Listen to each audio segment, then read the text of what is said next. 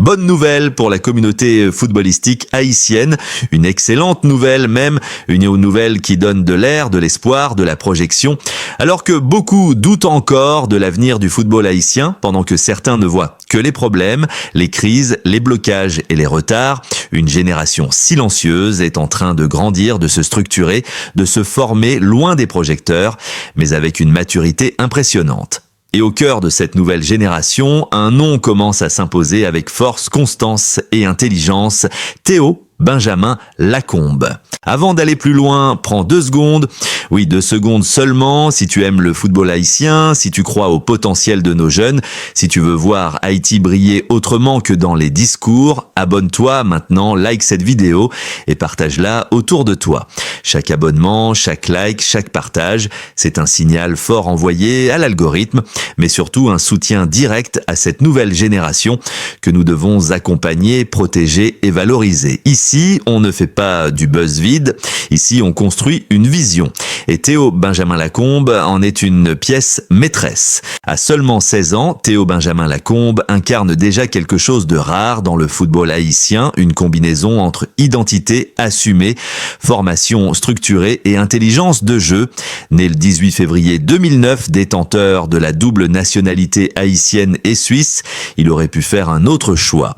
Beaucoup, à sa place, auraient choisi la facilité apparente, le confort, la sécurité d'un système européen déjà établi. Sa mère vit en Suisse, son environnement personnel l'y reliait naturellement, mais Théo a fait un choix fort, un choix symbolique, un choix de cœur et de conviction, représenter Haïti. Et ce choix-là, il faut le mesurer à sa juste valeur. Dans le football moderne, les binationaux sont souvent tiraillés entre opportunités sportives et attachement émotionnel. Choisir Haïti aujourd'hui, ce n'est pas encore choisir la vitrine la plus médiatisée, c'est choisir un projet à construire. C'est accepter d'être pionnier, c'est croire que l'avenir peut être écrit autrement. Et Théo Benjamin Lacombe n'a pas seulement fait ce choix sur le papier, il l'a confirmé sur le terrain. Formé initialement au FC Chana en Haïti, Théo n'est pas un produit hors sol, il n'est pas un talent déconnecté des réalités locales. Il a touché le football haïtien dans ce qu'il a de plus brut, de plus authentique. Il a grandi dans un environnement où le talent doit souvent compenser le manque de moyens, où l'intelligence de jeu devient une nécessité pour survivre face à des conditions imparfaites. Cette base-là est essentielle. Elle forge le caractère, elle développe l'adaptabilité. Elle crée des joueurs complets, pas seulement techniques, mais mentalement solides. Puis vient l'étape européenne. Aujourd'hui, Théo évolue en Espagne, au sein des catégories de jeunes du CE Sabadell en U19. Et ce détail est loin d'être anodin. L'Espagne n'est pas un pays choisi au hasard, c'est une école du football basée sur la compréhension du jeu, la maîtrise du tempo, la qualité de passe, le placement, la lecture des espaces, exactement ce qui correspond à son profil naturel.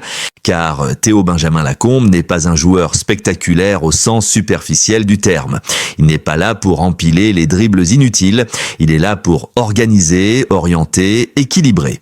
Milieu de terrain central, souvent associé au numéro 8, il est décrit par ses entraîneurs et observateurs comme un véritable maestro, un joueur qui pense avant d'agir, un joueur qui voit le jeu avant les autres, un joueur qui comprend quand accélérer, quand temporiser, quand casser une ligne par une passe plutôt que par une course. Dans un football haïtien historiquement riche en joueurs explosifs mais parfois pauvre en chefs d'orchestre, ce profil est une bénédiction. Théo apporte ce que beaucoup d'équipes recherchent désespérément, le cerveau du jeu, celui qui relie la défense à l'attaque, celui qui donne du sens à la possession, celui qui rassure ses partenaires par sa simple présence. Et ce n'est pas un hasard s'il a été une pièce maîtresse de la sélection haïtienne U17. Lors de la Coupe du Monde U17 de la FIFA 2025 au Qatar, Théo n'a pas simplement participé, il a existé.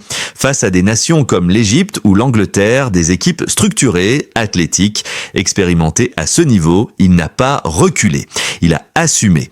Il a pris ses responsabilités. Il a montré que le football haïtien pouvait produire des joueurs capables de rivaliser intellectuellement avec les meilleures écoles du monde. Durant les phases qualificatives, il s'est illustré par des buts importants, notamment ce but de la tête contre Saint-Vincent et les Grenadines en février 2025. Un détail? Non. un symbole. Parce qu'un milieu de terrain qui marque dans les moments clés, c'est un joueur qui comprend le tempo émotionnel d'un match. C'est un joueur qui sait quand surgir, quand se projeter, quand faire basculer une rencontre. Et aujourd'hui, en janvier 2026, Théo Benjamin Lacombe vient de rejoindre à nouveau le rassemblement de la sélection nationale pour entamer une nouvelle campagne de qualification. Cela signifie une chose très claire, il s'inscrit dans la durée. Ce n'est pas un passage éclair, ce n'est pas une expérience isolée, c'est un projet à long terme, un investissement mutuel entre le joueur et la sélection haïtienne. Ce que Théo représente dépasse largement son âge et il représente une rupture avec certaines habitudes du passé, une rupture avec l'improvisation, une rupture avec la dépendance exclusive à des profils physiques, une rupture avec le court-termisme. Avec des joueurs comme lui, Haïti peut commencer à penser en cycle, en continuité, en construction. Mais attention, tout cela ne se fera pas sans nous, sans le public, sans la communauté, sans la pression positive, sans la valorisation. C'est pour cela que je te le redis, abonne-toi, like, partage, parce que soutenir Théo Benjamin Lacombe, ce n'est pas seulement soutenir un joueur, c'est soutenir une vision, une idée du football haïtien plus intelligent, plus structuré, plus respecté. Maintenant, on ira encore plus loin. On analysera son rôle futur dans la sélection A, sa compatibilité avec les cadres actuels, son potentiel à moyen et long terme, et surtout ce que des profils comme le sien peuvent changer dans la trajectoire d'Haïti vers les grandes compétitions internationales. Parce que Théo Benjamin Lacombe n'est pas juste un espoir, il est peut-être l'un des premiers visages d'un nouveau Haïti footballistique. Si la première partie nous a permis de comprendre qui est Théo Benjamin Lacombe, son parcours, son choix identitaire et son importance actuelle chez les U17, il est maintenant temps d'aller plus loin, beaucoup plus loin. Car la vraie question n'est pas seulement de savoir s'il est talentueux, la vraie question est celle-ci. Quel rôle peut-il jouer dans la transformation réelle du football haïtien aujourd'hui et demain? Et surtout, comment Haïti peut-elle tirer pleinement profit d'un profil aussi rare à un âge aussi précoce? Dans le football moderne, les équipes qui progressent durablement ne sont pas celles qui accumulent seulement des individualités fortes, mais celles qui comprennent comment assembler des profils complémentaires. Théo Benjamin Lacombe est précisément ce type de joueur qui donne du sens à une équipe. Il n'est pas là pour monopoliser le ballon, mais pour le faire circuler intelligemment. Il n'est pas là pour chercher la lumière, mais pour éclairer le jeu. Et dans une sélection haïtienne historiquement marquée par des joueurs de percussion, de vitesse et d'impact, ce type de milieu de terrain devient un pivot stratégique. Ce qu'il faut comprendre, c'est que Théo n'est pas simplement un bon joueur pour sa catégorie d'âge, il possède déjà des qualités transférables au très haut niveau. La vision du jeu, par exemple, ne s'enseigne pas facilement, elle se développe avec le temps, l'expérience, l'intelligence situationnelle. Or, chez lui, cette vision est déjà présente. Il anticipe les déplacements. Il lit les intentions adverses.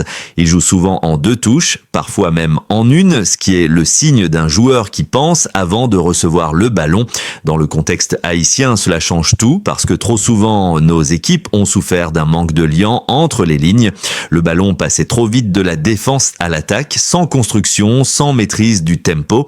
Avec un joueur comme Théo Benjamin Lacombe, cette rupture peut être corrigée. Il peut devenir ce point d'équilibre, ce régulateur silencieux qui permet à des profils plus explosifs de s'exprimer pleinement. Il faut aussi parler de sa maturité mentale.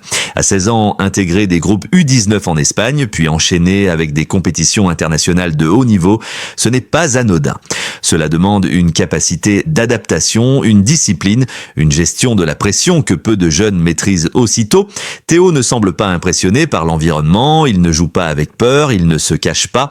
Il demande le ballon, il assume ses choix, même quand ils sont risqués.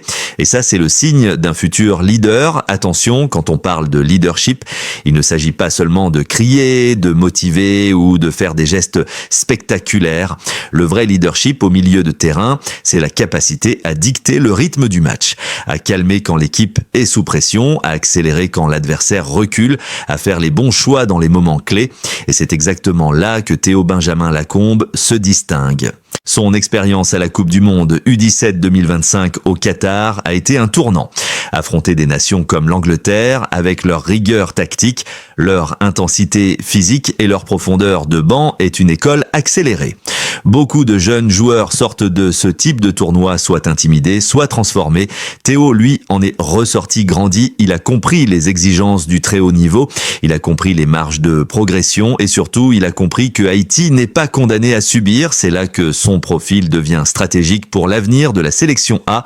Bien sûr, personne ne parle de le brûler ou de le précipiter trop tôt, mais il faut commencer à penser à son intégration progressive dans un projet global. Les grandes nations le font. Elles identifient très tôt leur cerveau de jeu, les protègent, les accompagnent, les exposent progressivement. Haïti doit apprendre à faire de même. Imagine un milieu haïtien dans quelques années, avec un Théo Benjamin Lacombe à la base de la construction, entouré de joueurs plus expérimentés, capables de courir, de presser, de finir les actions. L'équilibre serait totalement différent. Le visage de l'équipe changerait, on ne parlerait plus seulement de courage et de combativité, mais aussi de maîtrise, de lecture, de gestion des temps faibles. Un autre aspect fondamental chez Théo, c'est sa polyvalence intellectuelle. Même s'il évolue principalement comme milieu central, il a la capacité de s'adapter à différents systèmes.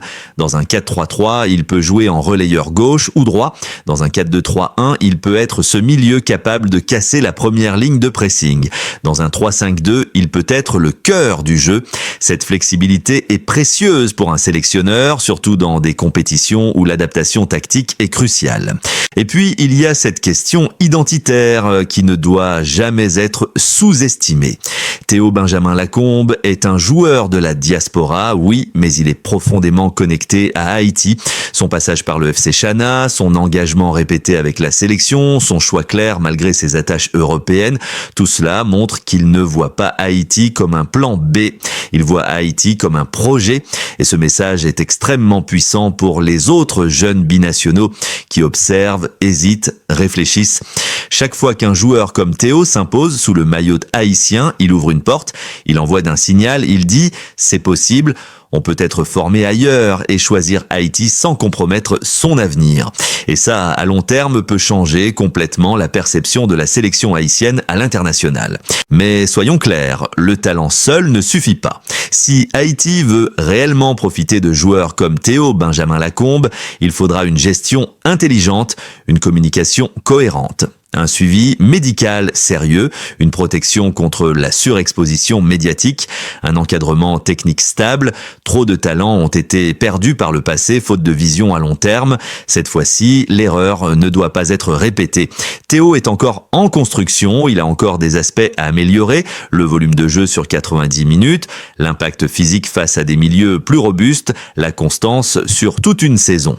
Mais ces points sont normaux à son âge. Ce qui est rare, c'est que la base est déjà là. Le socle est solide et avec le bon accompagnement, le plafond est très élevé. Quand on regarde les grandes sélections africaines ou sud-américaines qui ont progressé ces dernières années, on remarque toujours la même chose. Elles ont identifié très tôt leurs joueurs clés au milieu de terrain, ceux qui donnent l'identité de jeu, ceux autour desquels on construit. Théo Benjamin Lacombe peut être l'un de ces joueurs pour Haïti. Il ne sera pas seul et c'est tant mieux, le football est collectif, mais il peut être l'un des visages de cette nouvelle ère. Une ère où Haïti ne vient plus seulement participer, mais proposer. Une ère où l'intelligence de jeu devient une arme. Une ère où les jeunes ne sont plus vus comme des paris, mais comme des investissements. En définitive, Théo Benjamin Lacombe n'est pas seulement un espoir, il est un message envoyé à toute une génération. Le travail, la patience, la fidélité à ses racines et l'intelligence peuvent ouvrir des portes que le bruit et la précipitation ferment. Si Haïti sait écouter ce message, alors l'avenir pourrait être bien plus lumineux qu'on ne l'imagine aujourd'hui. Et c'est maintenant que tout commence. Pas demain, pas après, maintenant.